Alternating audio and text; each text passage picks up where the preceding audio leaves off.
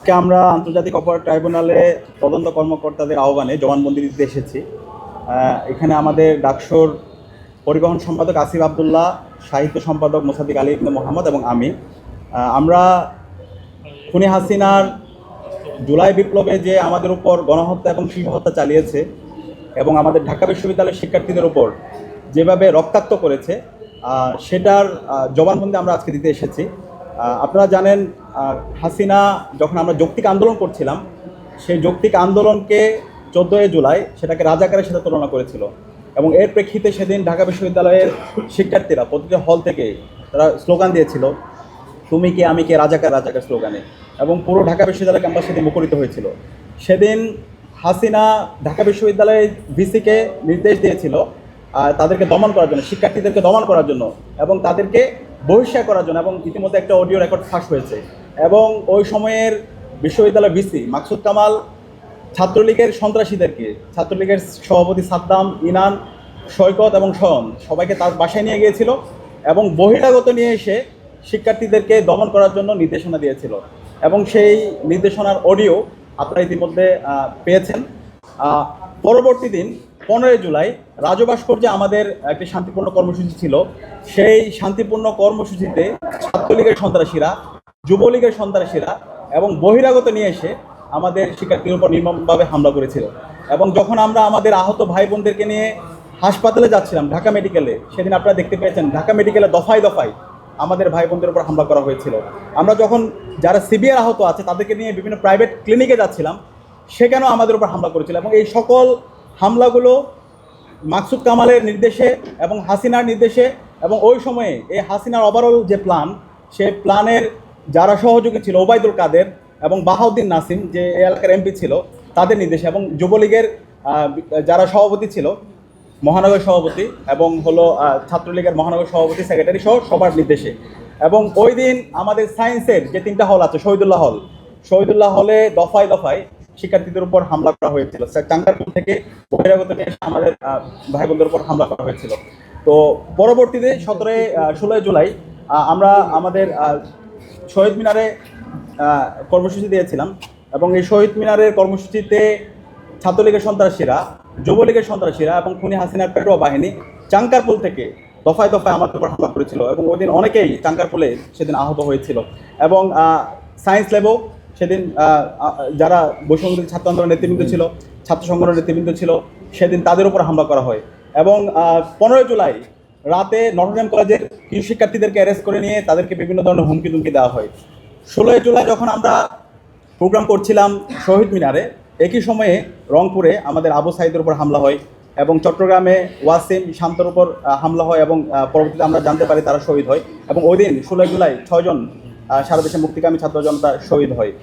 এর প্রেক্ষিতে আমরা 17 জুলাই ঢাকা বিশ্ববিদ্যালয়ে গাইবানা জানাজা দিয়েছিলাম এবং সেই গাইবানা জানাজা ভিসির যে আমাদের বিসি চত্বর আছে, সেই বিসি চত্বরেই কর্মসূচি দেওয়া হয়।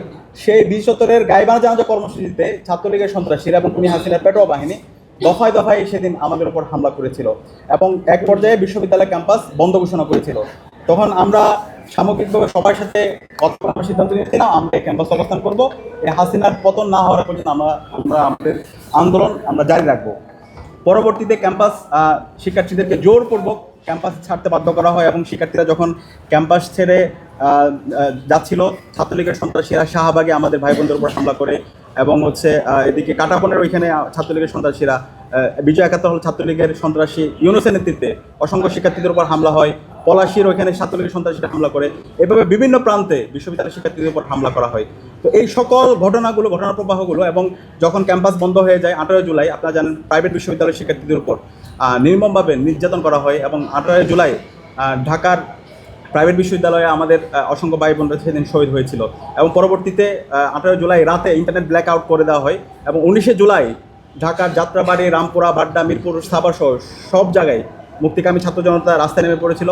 এবং 19 জুলাই থেকে 23 জুলাই পর্যন্ত সারা দেশে একটা গণহত্যা এবং শিশু হত্যা সংঘটিত হয়। এবং এই সকল গণহত্যা এবং শিশু হত্যা, শিক্ষার্থীদের উপর নির্যাতন, নিপীড়ন, এই সকল ঘটনার সাথে খুনি হাসিনা এবং ওই সময় বিশ্ববিদ্যালয়ের প্রশাসন, মাকসুদ কামালের নেতৃত্বে যে প্রশাসন ছিল তারা জড়িত ছিল। ছাত্রলীগের কেন্দ্রীয় সভাপতি, সেক্রেটারি সাদ্দাম, ইনান, শয়ন এবং সৈকত একই সাথে যুবলীগ এবং মহানগর ছাত্রলীগ এবং ওই সময় যে প্রশাসনে যারা বিভিন্ন পুলিশ র্যাবের বিভিন্ন পর্যায়ের যারা দায়িত্বে ছিল সবাই এই সাথে জড়িত ছিল। তো আমাদের সামগ্রিক জবানবন্দিতে আমরা ঘটনার বিস্তারিত প্রবাহগুলো জানিয়েছি এবং আমরা আশা রাখছি এই ঘটনাগুলো যে খুনি হাসিনা এবং তার যে টিম ছিল যারা এই গণহত্যার মাস্টারমাইন্ড ছিল তাদেরকে দ্রুত সময়ের মধ্যে দেশে নিয়ে এসে খুনি হাসিনার তো রায় এসেছে, পাশাপাশি তার আশেপাশে যারা মাস্টারমাইন্ড ছিল তাদের সবাইকে এই স্বাধীন বাংলাদেশে তাদেরকে বিচার নিশ্চিত করার মাধ্যমে আমরা শহীদদের আত্মাকে আমরা শান্তি পাবো ইনশাআল্লাহ। দুটো বিষয়, প্রথমত হচ্ছে আপনারা জানেন যে 15 জুলাই যে রক্তাক্ত হামলা হয়েছিল সেই হামলার নেতৃত্ব দিয়েছিল ছাত্রলীগের ঢাকা উত্তর মহানগরের সভাপতি রিয়াজ মাহমুদ। আমরা দেখতে পাই সম্ভবত 7 আগস্ট সৈকত এবং রিয়াজ মাহমুদ একসাথে গ্রেফতার হন, আমরা নিউজেও দেখতে পাই।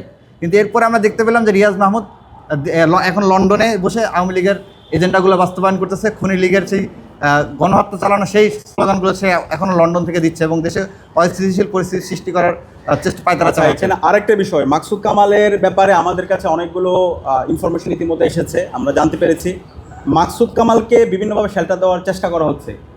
সেটা অন্তর্বর্তীকালীন সরকারের পক্ষ থেকে বিভিন্ন জন চেষ্টা করছে। বিশ্ববিদ্যালয়ে যে এখন শিক্ষকদের যে সংগঠনগুলো আছে তাদের একটা পক্ষ তাকে বিভিন্নভাবে সেভ এক্সিট দেওয়ার চেষ্টা করছে। কিন্তু আমাদের অবস্থান পরিষ্কার যে মাকসুদ কামাল ঢাকা বিশ্ববিদ্যালয়ে আমাদের ভাই বোনদেরকে মেরে রক্তাক্ত করেছে, বহিরাগত নিয়ে এসে আমাদের ভাই বোনদের উপর হামলা সে করেছে। সেই মাকসুদ কামালের বিচারেই স্বাধীন বাংলাদেশ হবে এবং মাকসুদ কামালের সাথে ওই সময় যারা বিশ্ববিদ্যালয়ের প্রক্রিয়ালবর্তীতে ছিল, বিশ্ববিদ্যালয়ের পড়াশোনা যারা ছিল, সবার বিচারেই স্বাধীন বাংলাদেশ হবে।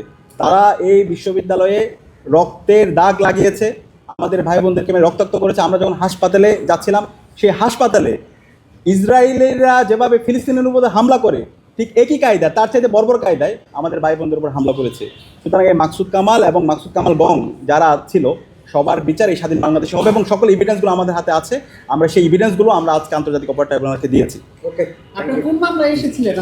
যে আমি মুসাদ্দিক আলী ইবনে মোহাম্মদ, সাহিত্য সাংস্কৃতিক সম্পাদক ডাকসু এবং আমাদের ঢাকা বিশ্ববিদ্যালয়ের সিনিয়র সদস্য ছাত্র পরিবহন সম্পাদক আসিফ আবদুল্লাহ, আমরা মাকসুদ কামালের যে মামলাটা সেটা জবানবন্দি আমরা দিয়েছি। আর আমাদের ডাকসুর ভিপি জনাব সাদিক কায়েম তিনি ওবায়দুল কাদেরের যে মামলাটা সেটা সাক্ষী দিয়েছেন, জবানবন্দি দিয়েছেন। হাসিনার গণহত্যা, শিশু হত্যা এবং জুলাইয়ের আমাদের শিক্ষার্থীদের উপর যে নির্যাতন নিপীড়ন, এটার যারা সহযোগী ছিল হাসিনার সাথে ওবায়দুল কাদের, বাহাউদ্দিন নাসিম এবং ছাত্রলীগ, যুবলীগ, মহানগর পর্যায়ে যারা নেতৃত্ব ছিল তাদের বিরুদ্ধে আজকে আমরা জবানবন্দি দিতে এসেছি।